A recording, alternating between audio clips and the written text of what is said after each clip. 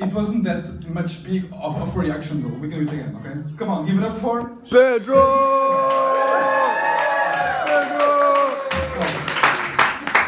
my ego is already enough at this point. Cool. Okay. Hey guys.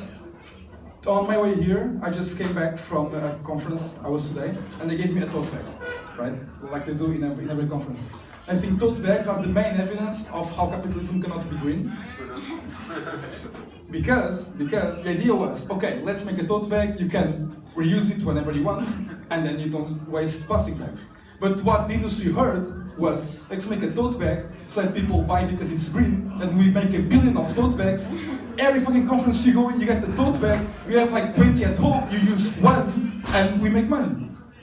So I was like, when I see people going in supermarkets, right, walking with their tote bag, with their plastic wrapped groceries, being like, I'm kind of an environmentalist, you know? That's my cue.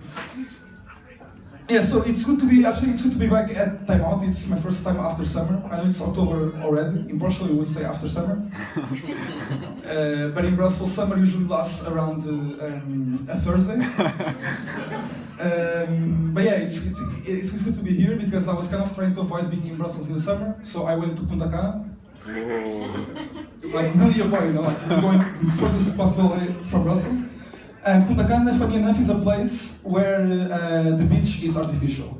Besides the rest of the island is natural sand, there the sand is transported. Which is not very surprising for me, because I play beach volleyball here in Brussels. It's in Anderlecht. It's a pretty cool club actually. But the thing is, Belgium is a place where Ostende is called a beach. You know? So I think the standard is not the most adequate. But in Punta Cana, not everything is easy though. There's also bad stuff happening and hard stuff happening. For example, I came to Punta Cana after spending 1 month in Colombia in €5 hostels, and I came straight to a 5-star resort. So most of my clothes were not really suitable for the 5-star resort, and they were dirty as fuck. The clothes, not me, I'm a slim boy.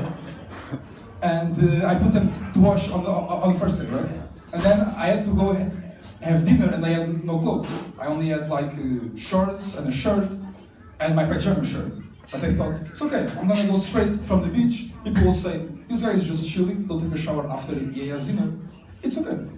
So I go, I get stuck, I get bounced. Literally they say, you cannot enter dressed like that. And I'm like, who do you think you're talking with? They're like, you? And I'm like, that's a very good observation.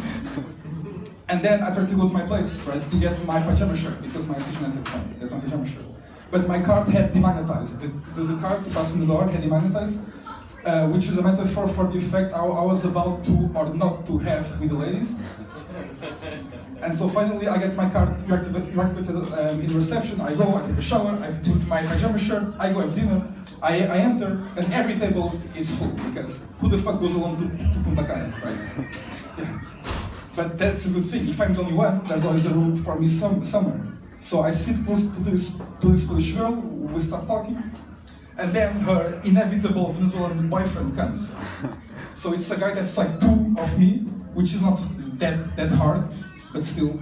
Like the guy comes with like 2 glasses of wine, and he, like when he sees me, he spills them. And I thought it was very nice of him, saying I had a pajama shirt, wanting to put me to sleep immediately. Then after this, what did I do?